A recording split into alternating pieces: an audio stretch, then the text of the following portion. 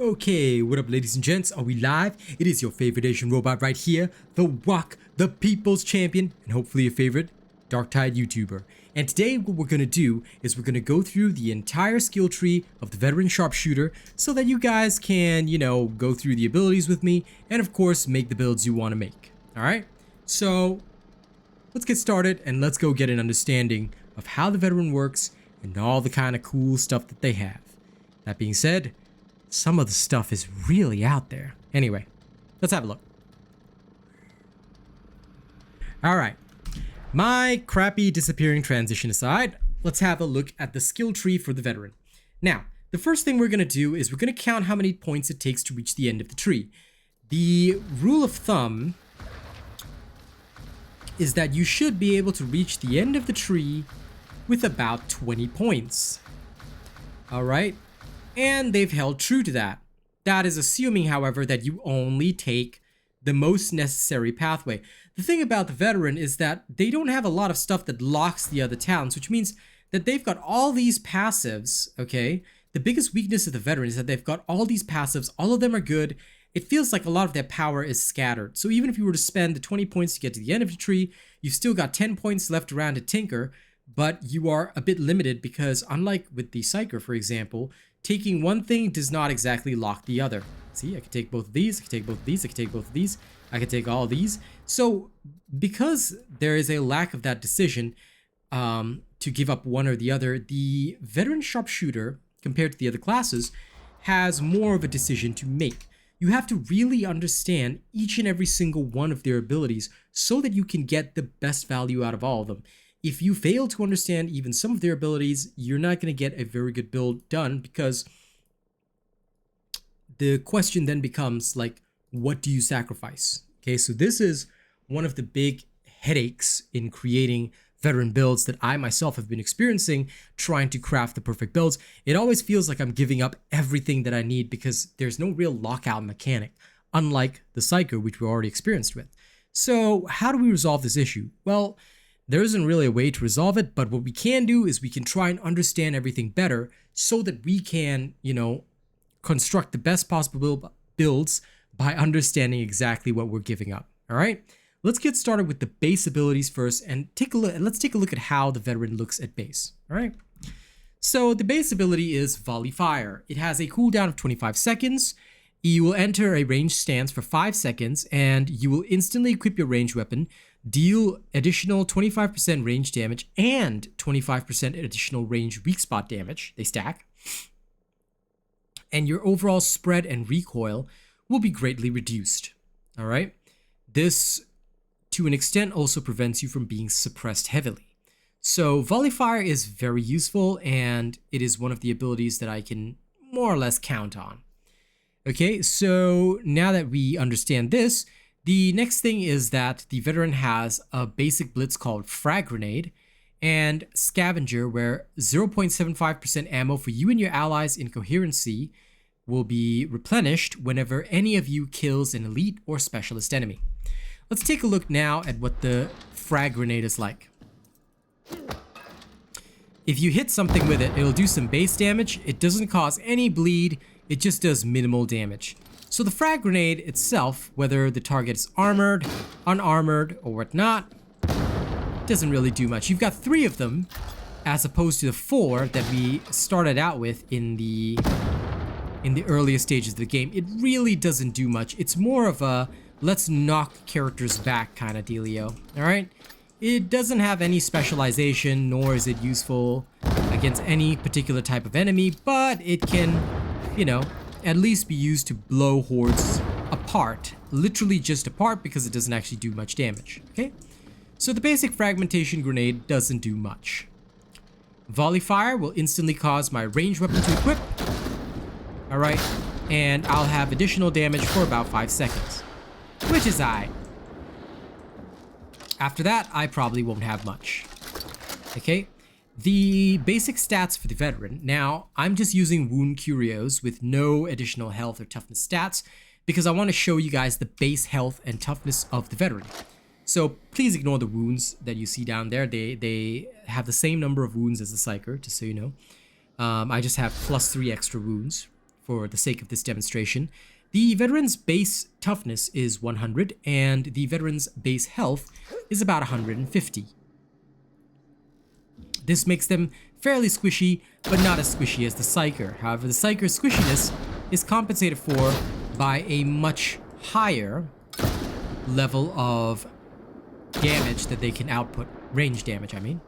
Sorry, I just wanted to really clean up that area. Okay, now that that's all done, let's go through the skill tree together. Let's go step by step, and let's assess every single node. Unlike with the Psyker, I'm not just going to focus on abilities or keystones, because this one is a really tough tree to go through. So we're legitimately going to have to go step by step. The first ability on the left-hand side, and we'll always go left to right with the nodes, is called Longshot. You will deal up to 20% ranged base damage. The bonus is reduced nearer to the target. So where exactly does the bonus start? So we're going to use for this test the shotgun. Okay, at practically melee range, about less than 5 meters, it dealt about 289. Let's now equip the long shot bonus and then shoot.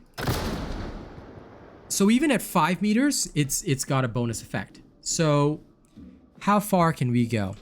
12 meters?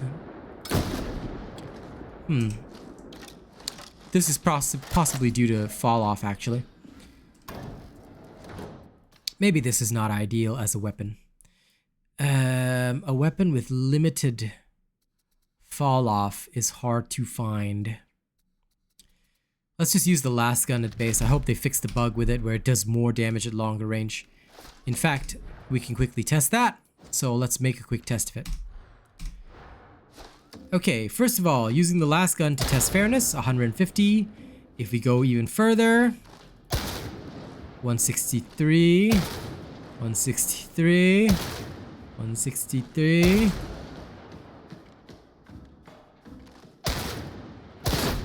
Roughly 150. 139. Ugh. This reverse damage fall off of the last gun is so annoying.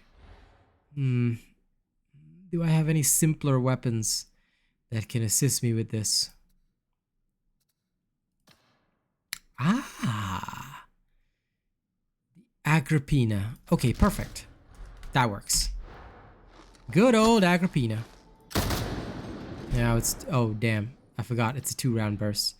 Okay, let's grab that too. So, no last gun for me. No Agrippina.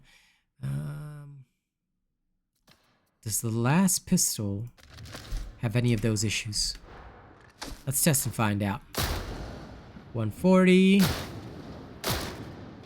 153.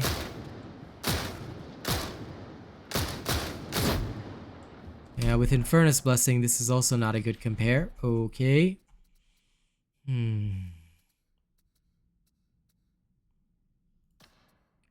Braced auto gun. Perhaps. Yes, okay. Yes, this will serve well. It's got damage fall off the further that we are, but that's okay. I'd rather this because it should have fall off the further you are. Alright, so up close and personal, 148.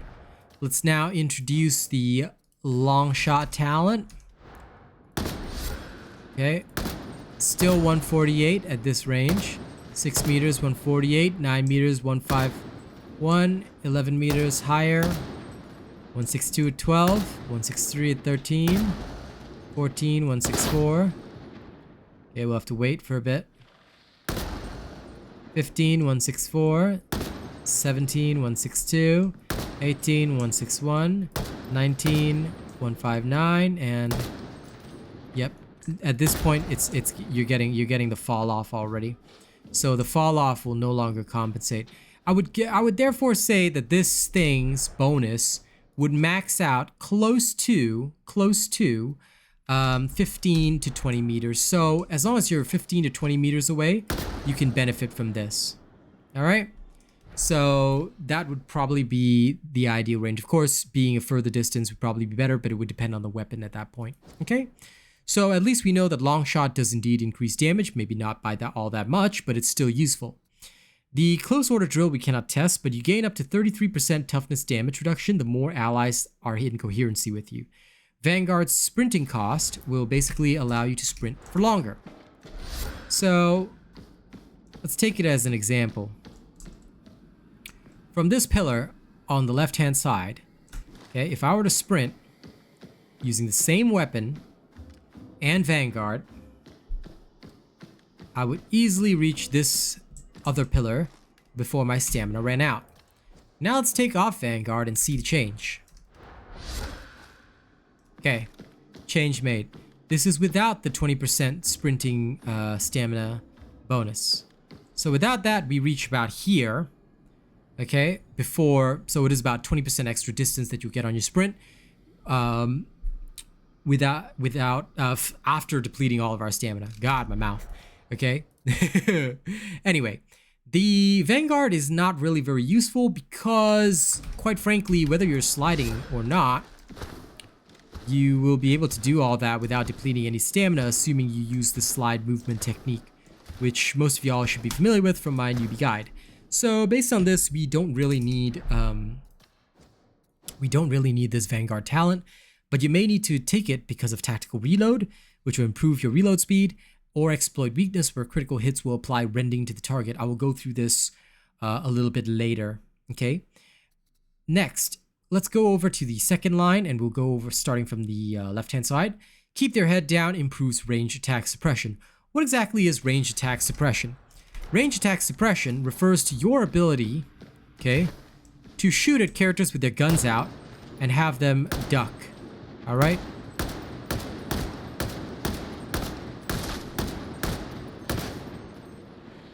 You see that guy in the back? He went into crouch position. That's called being suppressed, okay? They will start ducking for cover really quickly like that. This is called suppression, all right?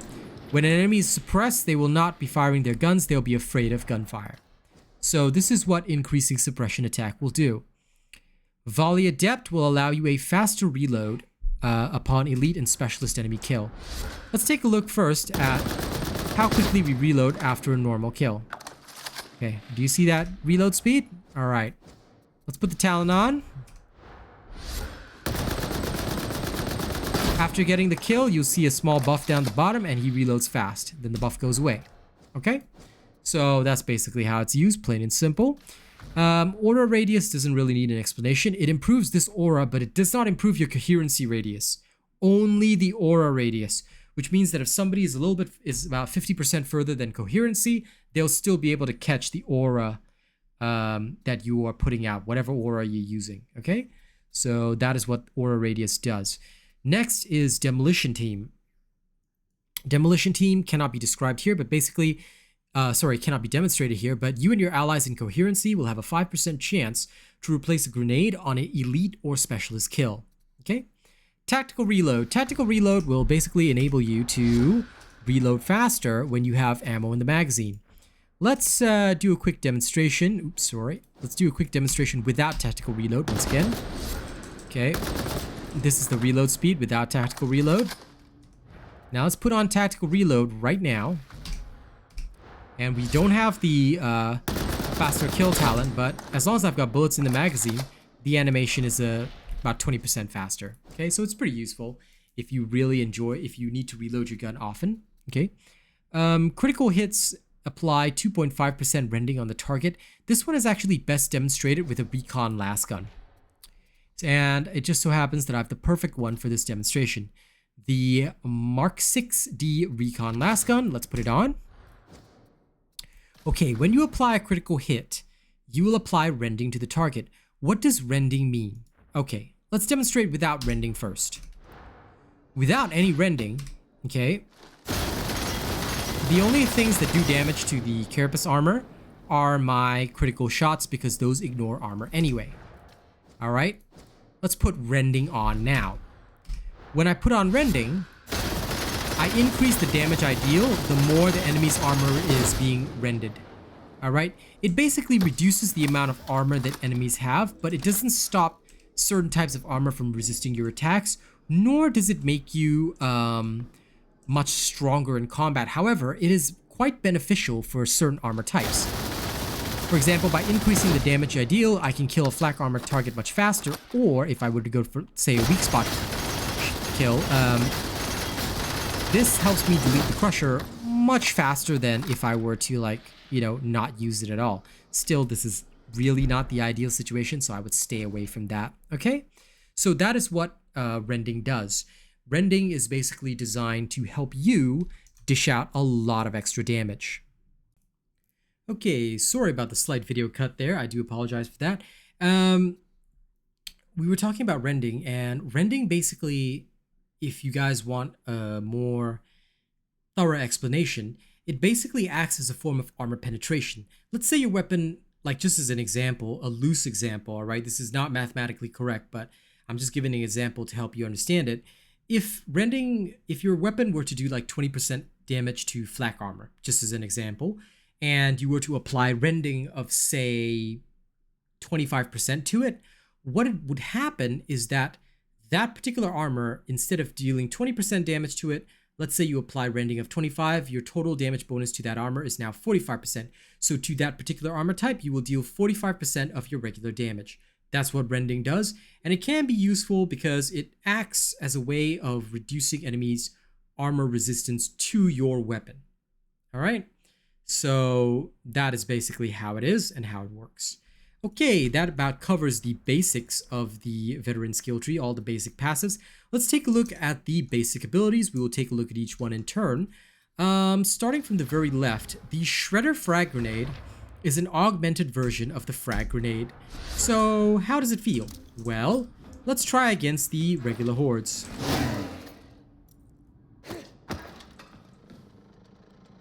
When the Shredder Frag Grenade explodes, it explodes in a rather wide area, and it applies 6 stacks of bleed. Okay, against unarmored targets, this can be pretty devastating, so it's great as a bit of a horde clear mechanic. Its AoE is rather wide. Against slightly more armored targets, it's not going to do quite as much, but it can still be pretty devastating. In Damnation, it almost leads to a kill, so it can severely weaken hordes of enemies. But it kind of falls a bit flat when it comes to the elite enemies, because even with the bleed, they don't take very much damage. When compared to the Ogren, like in Carapace armor, nothing's gonna happen. Against the Bulwarks and the Reapers, yeah, they're gonna take some ticks of damage, but as you can see, it's not much. So fragmentation grenades tend to be a little bit like a damage enhancer for hordes. That's all they're really used for. The additional bleed can be pretty useful, but it doesn't really stop your enemies that much, okay? So use them wisely if you do choose to use them. Honestly, I don't really like them very much. For the veteran, it feels to me that their Krak grenades are the most important. Why? Krak grenades will attach to a target, to an armored target, and deal immense amounts of damage to it. It is best used as a counter to Crushers, Bulwarks, and Reapers. Like so. It is almost a guaranteed kill, almost. And this Reaper was slightly weakened, so you do have to be careful of that. With the damage bonus to Ogrens and Monstrosities, the Krak grenades will more or less kill them straight up. Okay? It will not exactly attach to unarmored targets. And the radius is also not that large, but it does deal quite a bit of damage. So who can you attach it to? Anyone wearing armor, more or less. Okay, you can attach it to a Mauler. You can apparently attach it to this guy. The Scab Gunner. What about the Dreg Gunner? Oh, it attaches to the Dreg Gunner too. What about the Dreg Rager all the way in the back? Nope, it will not attach to him because he's got Maniac armor. He's not wearing any actual armor, so it'll only stick to armored targets, okay? The Krak grenade also doesn't have that big of an explosive radius. This is because lore-wise, it's supposed to be an implosion, not an explosion. But they are still very useful grenades, and they deal good damage to monstrosities as well. So this is why I love them. They stick to flak armored, carapace armored, and unyielding enemies, okay? As said and shown in their description. Last but not least is the smoke grenade. The smoke grenade is rarely used by anyone, and I've literally never tried it before, but basically what it will do is this. It'll deploy this cloud of smoke that will hinder line of sight for 10 seconds. Okay, you'll be able to sort of see through it, but even then it obscures your own sight, so you might not be able to see more distant targets, but the same goes for the enemies. Basically, the smoke grenade will create a lingering cloud of smoke for 10 seconds, and it will block line of sight for most enemies and reduce the sight range of enemies inside the cloud. Okay? But since this doesn't actually help you deal with a lot of threats, Krak grenade is what is brought along for most high-end expeditions. Alright, let's move on to the second tier of passives. Starting from the left, Get Back in the Fight will give you stun immunity and slow immunity for 6 seconds and restore 50% of your stamina whenever your toughness is broken. This is particularly useful when a scab bomber throws a grenade at you and you take a hit.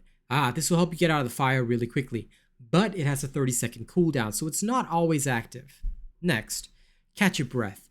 Again, I cannot demonstrate this in the meat grinder, but you will replenish 5% of your toughness per second when there are no enemies within 8 meters. How long is 8 meters exactly? Well, let's find out. For this, we will just use the tag function. This is 7 meters, this is 8 meters. About this distance from an enemy, you can regenerate toughness. If an enemy is any closer than this, which it often will be, especially in hordes, you will not be passively regenerating toughness, so do be careful. It's 5% toughness per second when there are no enemies within 8 meters of you. Be aware of this. Okay? Grenade Tinkerer will improve your grenades. Your Frag grenade deals 25% more damage and has more radius. Your smoke grenade lasts 50% longer, 15 seconds in total, and your Krak grenade does 50% more damage. This can be very useful against monstrosities. But let's have a look-see. Remember how we couldn't kill the Reaper before? Detonation, it's totally dead. For the rest of the things, we could insta-gibbet. Oh, I never showed a bulwark, did I? Oh, it attached to the Crusher instead. Lol, it deflected off the bulwark shield.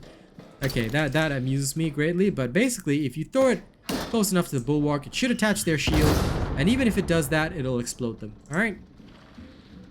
So, you know, that was a hilarious attachment, but try to attach it to the target you want to blow up. Alright?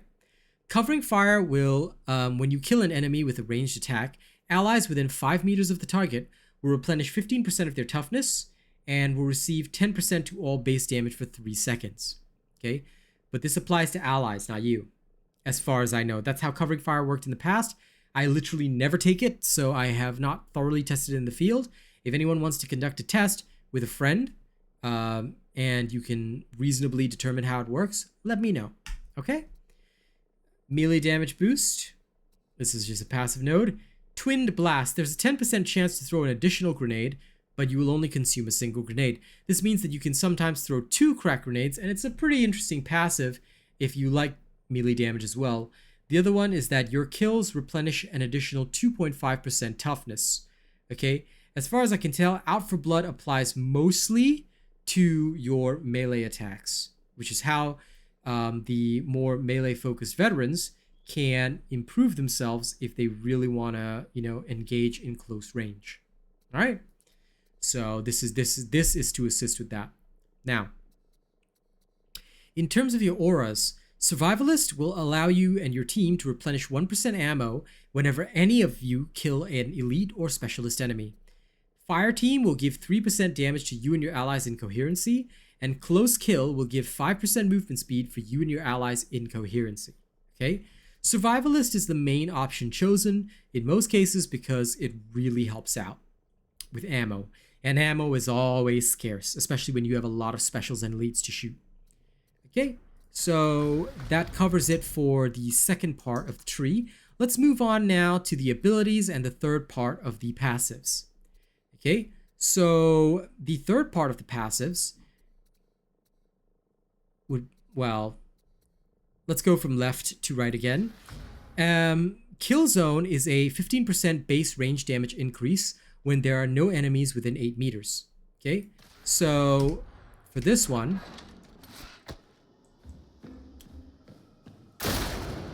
We are within 8 meters of the Scat Mauler. Okay. My crits are about 70. Let's move back, back, back. My crits are about 98, 97. Alright. So, as long as there's nothing within 8 meters of you, kill zone is pretty good. Bleh, pretty perfect. Okay. Opening salvo gives a 10% range critical strike chance after a reload. So if you find yourself frequently reloading your weapons, okay, there'll be a buff after the reload. If you just change weapons, there's no buff. Alright? And once the buff goes away, your crit rate goes back to normal. Okay, you'll be able to see the buff down the bottom left-hand side of the screen. But that's about it. It only lasts for 10% of your ammo, so just be careful with that. Okay, next, field improvisation. I have no way of demonstrating this here, but basically your medipacks will heal 100% faster. It will cleanse any corruption, but it will not stop wounds. So if you've got a wound, right, the corruption from the wound will not go away. It will also replenish 1% extra toughness per second, so your medipacks will be more useful to you. Ammo crates will restore grenades as well, not just your ammo. So field improvisation can be a pretty good passive perk if you really need it. Demolition stockpile will allow you to replenish 1 grenade every 60 seconds. Okay. Now, as far as I know, I'm just going to check, but... okay, so there is a timer. Do you see that buff icon down the bottom left-hand side? Okay, when that timer's up, one of your grenades will replenish. Okay? So if you were to replenish your grenades before that, the buff timer goes away. So just be aware of that. Whatever passives you are supposed to have, like there's nothing with... Now, if there's something within 8 meters, which would be this doge here, my buff icon will also not activate, showing me that I'm not replenishing toughness. Okay? These are the things that, like, I'm just really glad that they show you some of the passives now so that you can see what is on and what is off. Okay, if you have the buff icon but it's not highlighted, it's kind of grayed out. Yeah, that means that it's not active at the moment. Okay, okay, grand. Now that that is done, like punishing salvo, if I were to hold down the button, it'll just turn on temporarily and then turn off. Okay, so it's only active for a short period of time. So that is the one that's there, okay? It's not active consistently. Okay, great. Now that I managed to showcase that, the next thing on my list is Grenadier. You carry 1 extra grenade.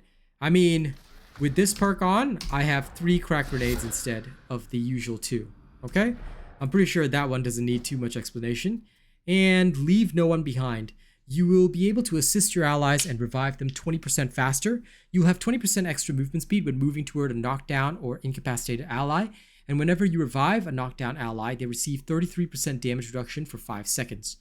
This is great if you are playing a mostly commando-centered veteran. Again, if you're not, it might be a bit out of your way to grab this, but, you know, choice is yours. Grenadier is always useful, so sometimes it's really worth grabbing this. Okay, now we move on to the meat. What about these combat abilities and how awesome are they? So Executioner's Stance will cause, unlike Volley Fire, will cause elite and specialist enemies to be highlighted for 5 seconds. You can also add Counterfire, which will highlight all range enemies, and range enemies will now refresh your Executioner's Stance. Relentless will allow you to refresh the bonus of your Executioner's Stance. Without this, it will not refresh the bonus, okay? Let's demonstrate how it looks and the refresh bonuses, of course. Beep. There we are. If I kill it, the bonus refreshes, right? Kill this guy, the bonus refreshes. Kill that guy in the back, the bonus refreshes. Now, why are some shooters not highlighted? That's just how the ability works. It can be a little bit buggy. All right, and you'll notice that these guys are never highlighted despite the fact that they come with guns. This is because apparently Darktide classifies these guys as melee enemies even when they're shooting you. So yeah, I'm not sure how that's supposed to work, but they've never been highlighted by Counterfire. Not even once in previous incarnations of the game. I can literally fill the time for 25 seconds. Come right up close only these 3 guys get highlighted. This guy will never be highlighted, alright? Now, sometimes, after they come back, they don't get highlighted. So this can be a little weird, but watch out for your reload timings as well. Because if you reload while you're busy having Vilifier on, Executioner's Stance on, and you have not yet killed any targets, it will go away, and that's not very helpful to you. Okay? So that's Executioner's Stance for you. Now, let's move on to the next ability, Voice of Command. Voice of Command has a base cooldown of 45 seconds, and you can also choose to provide you and your allies with an extra 50 toughness for 10 seconds. This will help you exceed the maximum toughness, and it will make all of you glow yellow. Your toughness bar will be glowing yellow. Okay.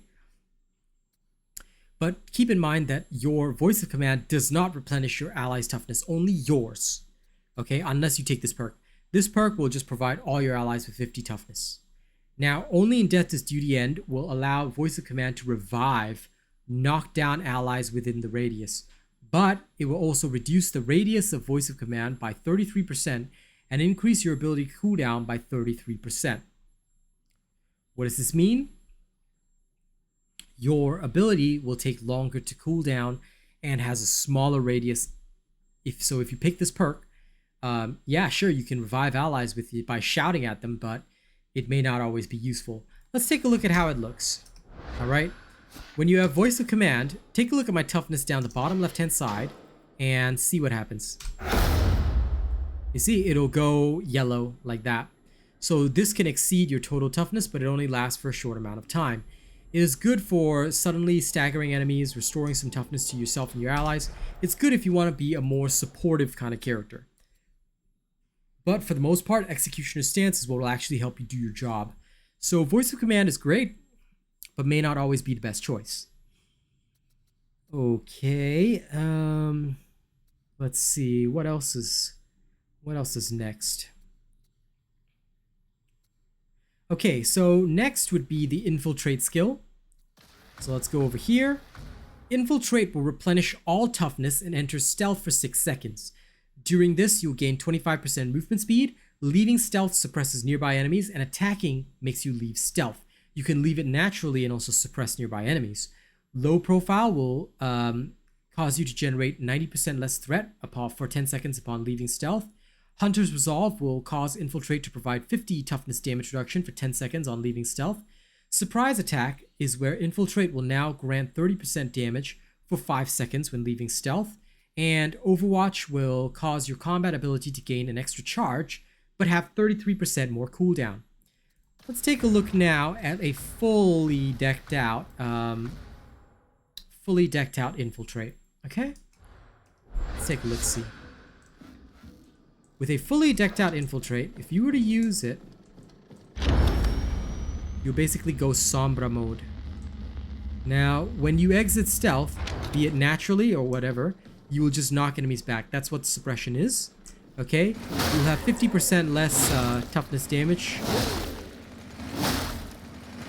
You will take 50% less toughness damage, and you will have a bit of extra damage while leaving stealth for about 10 seconds. Once the buffs are gone, off they go. Alright?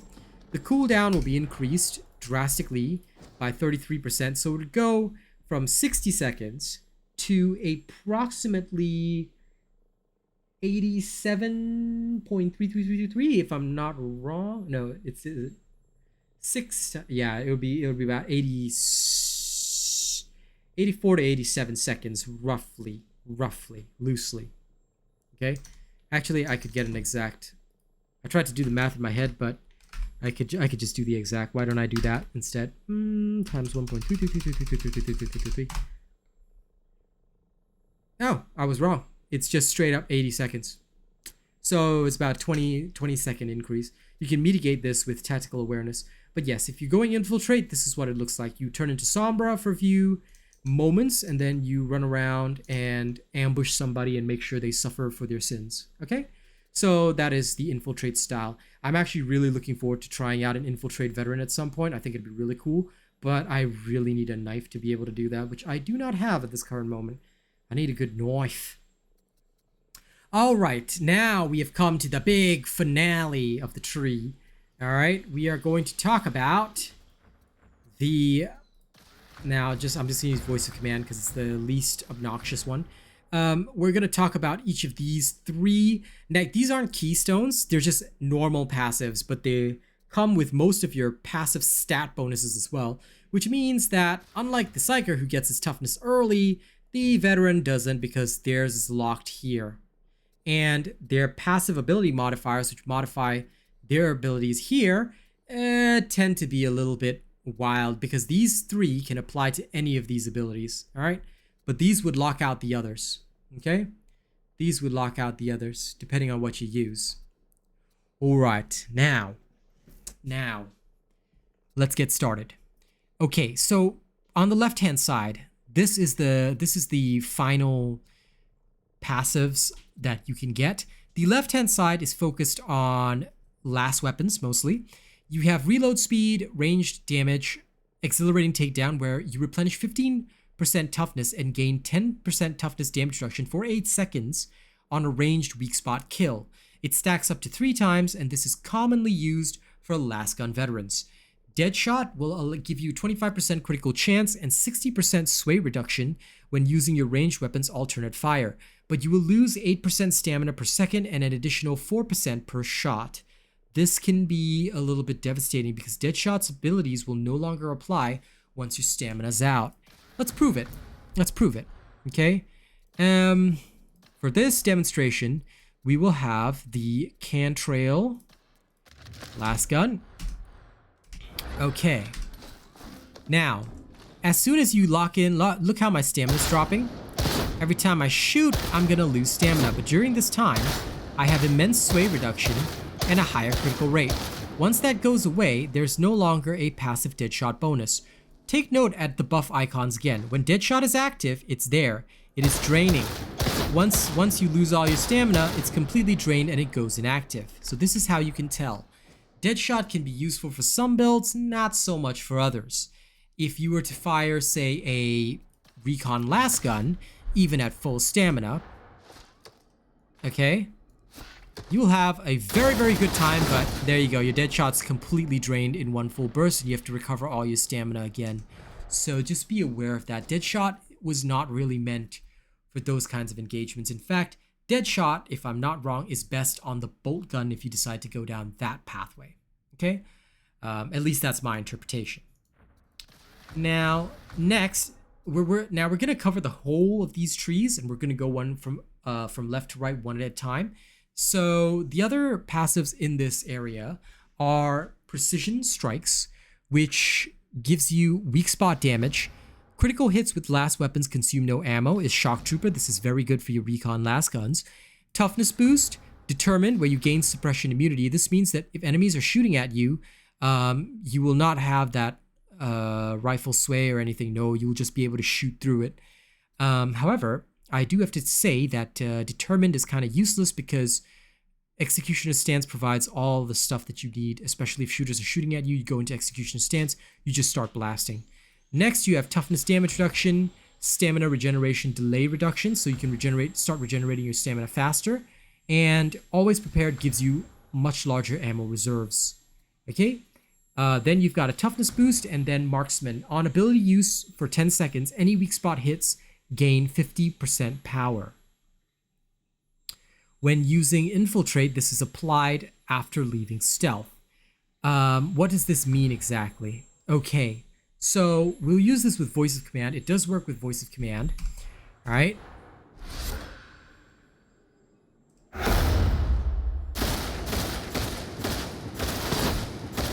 Okay.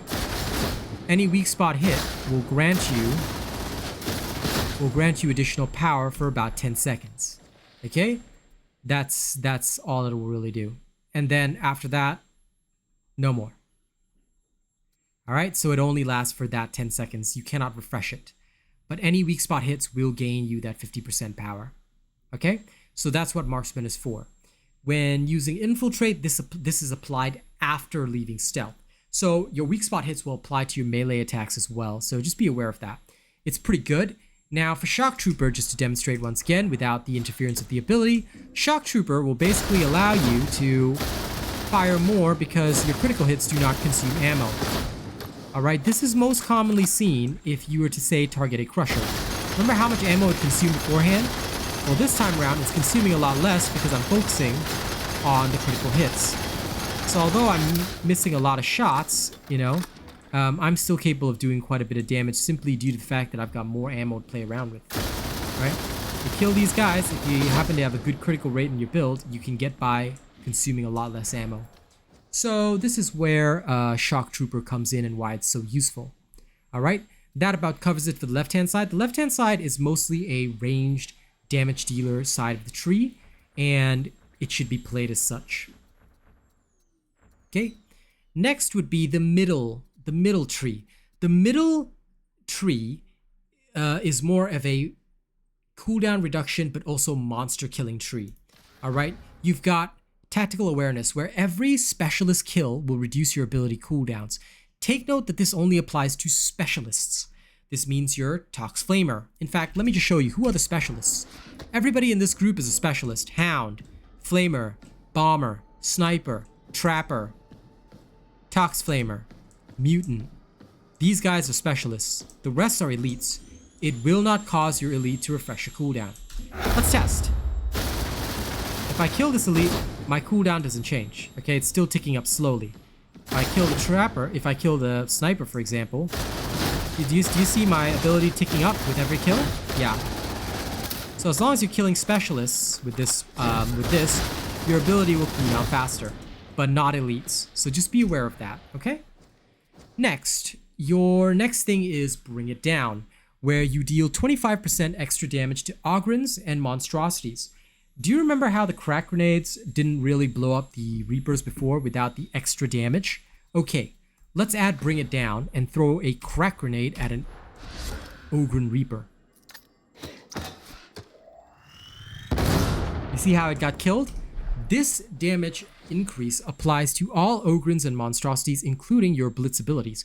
So although you're not getting as much as 50% here, you can still have quite a bit of extra damage on your Krak grenades without spending a point on Grenade Tinkerer if you need that point elsewhere. Okay? So that hopefully helps you guys out. Next, you can have Superiority Complex. This will give you 10% base damage increase against elite enemies. All right, so you'll be able to hit them harder. This is pretty straightforward, so I don't think you need a demo on this one. Health boost, toughness boost, Iron Will, 50% reduced toughness damage if you are above 75% toughness. On killer builds, I love this because it is so good for preventing damage. Okay, this can make me a tank for the first 25% of my toughness, and it is so good. All right. Confirmed Kill will allow you to replenish 25% toughness on elite or specialist kill, and a further 25% toughness over 10 seconds. This is excellent for killer builds because you watch the buff icons. After killing the flak armored fella, I have that buff icon down there. During this entire time, I'm slowly regenerating 2.5% toughness every second. You kill another elite during the duration, and it refreshes it. Alright? It doesn't stack. Oh, sorry, it doesn't stack, but it will create a new buff instead of refreshing the duration of the old buff. So, this is even better. Let's say you kill this guy, and then you kill this guy. You've got two of them going at the same time. This is even more powerful because you kill two elites, you're generating 5% toughness per second for the duration that those two overlap. So this is very powerful. It is, in fact, I would say one of the best toughness regenerations. If I didn't need Survivalist, I would just like remove Catch a Breath, get back in a fight, you know, and do something like that, which would be pretty insane, honestly. This is one of the best toughness regenerations in the game, so abuse it and use it well. All right. Inspiring Presence will allow toughness replenishment for you and your allies in coherency, and the Competitive Urge will give you a 2.5% chance of getting extra base damage, extra melee impact, and 20% suppression for 8 seconds whenever an ally kills an enemy. So when your allies do the killing, you will want to compete with them, and you may gain base damage for about 8 seconds. All right. I take it because I really want to get Rending Strikes. Now, Rending Strikes is useful no matter what weapon you're playing because it gives 15% rending. Remember, I talked about 15% armor penetration? This is granted to any weapon anytime. Use this with a plasma gun and watch things explode. All right? This is why I like Rending Strikes. Born Leader will allow your allies' incoherency to replenish 15% of any toughness that you replenish. This can be pretty useful if you want to keep your team alive. If you want to play a more supportive veteran, you can absolutely take Born Leader. I leave the decision up to you guys as to what makes your team more efficient and how you can carry your team better. Okay? Because this paired with Confirmed Kill can give your team a lot of toughness back. You become a toughness generation machine that can truly assist your team. But the choice is yours. After that, you've got Toughness Boost, and then here. Your combat ability will give you and your allies incoherency, 20% melee base damage, and 20% range base damage for 5 seconds. This I don't really like. Okay, if you really want it, you can go pick it up, but I find it a little bit not good. It can be somewhat useful, it can be, but I genuinely leave the choice to you guys as to whether or not you really want this. All right? If you don't want it, I would completely understand because I wouldn't want it either. I find it a bit of a waste of points, but if you feel that you want to play the team buffer pathway, this is absolutely acceptable and you can go with that, okay? And you will be able to cool down your abilities fairly quickly anyway when murdering specialists, so don't hesitate, I guess. All right, that about covers it for the middle tree. Now, before we finish this video, we can finally cover the last tree, all right? So, for the last tree, well, the last side of the tree, this is your melee infiltrate tree, and you have duck and dive as your first node, where you gain 30% stamina whenever you avoid a ranged attack by dodging, sprinting, or sliding, okay, which you will be able to do quite frequently. This will restore your stamina, allowing you to block and push more. It's absolutely exceptional for melee infiltrate veterans because you can dodge ranged attacks while closing in. You know, block, push, dodge range attacks, block, push. It's great. Critical hit chance will increase for 8 seconds on a successful dodge. This includes a melee attack. Okay? You also have agile engagement where you have 25% damage to your other weapon for 5 seconds on enemy kill. This is very good because you can swap between weapons to really, really murder opponents. This is absolutely excellent, and it's also one of the reasons why I'm really excited to try out an infiltrate veteran at some point once I get a good knife. Okay, stamina regeneration boost is here. You can have serrated blade where once you add a stack of bleed onto the target with every melee hit.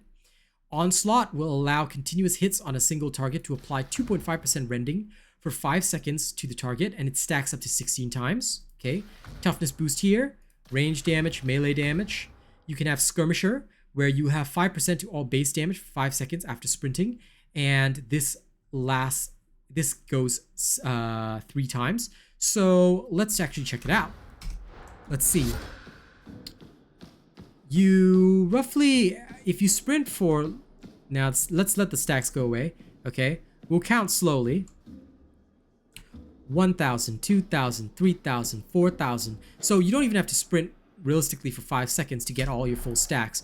This would give you quite a bit of bonus while sprinting. Again, very useful. Desperado, 10% melee critical hit chance and 25% melee finesse bonus. It's a passive and it's so good. Okay, Trench Fighter gives you additional melee attack speed.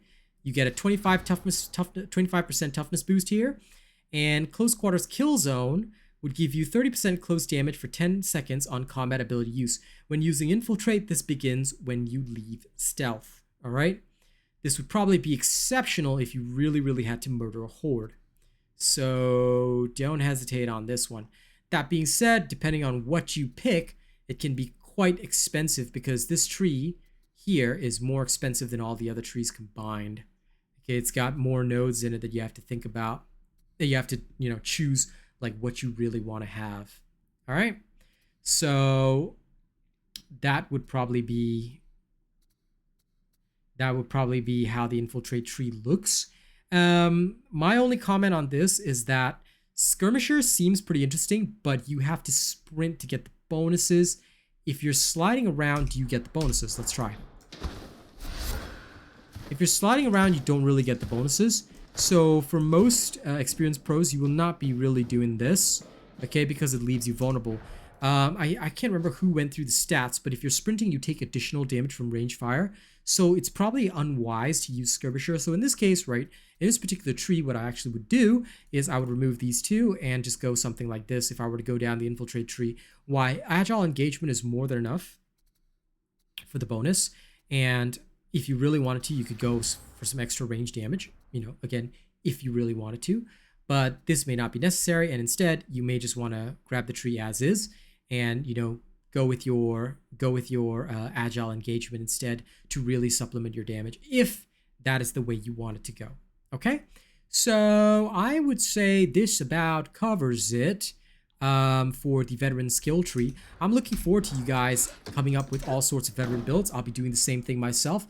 Thank you very much for listening thus far. I know this is a long video, but please take note that the timestamps are everywhere. You guys can just, you know, check around, see which section applies to you. You can listen to the full video if you want to. Thank you very much for watching. I hope you guys have enjoyed this video. Don't forget to like, share, and subscribe. Hit that bell button. Set the notifications to all if you never want to miss a video, if you never want to miss a show, okay? Because there are a lot of details in this, and I know that sometimes it can be a bit difficult to get all of them out into a single video, to watch all of them in a single sitting. So thank you very much for those that do. And like I said, please use the video as needed. Please use the timestamps. You don't have to watch the whole video. Watch what interests you, all right? So you can get a picture as needed, all right? Thank you very much once again, and let me thank all of the top people who are, you know, contributing to the channel, members of the channel, supporters of the channel, starting right at the very top with those people who have showed some stream love, and of course the channel members after. We have a top tipper of River Archer 124, all right? And our top tipper list also contains Vazgen. Thank you very much. Our top super chatter for the month of October is Jason Kun.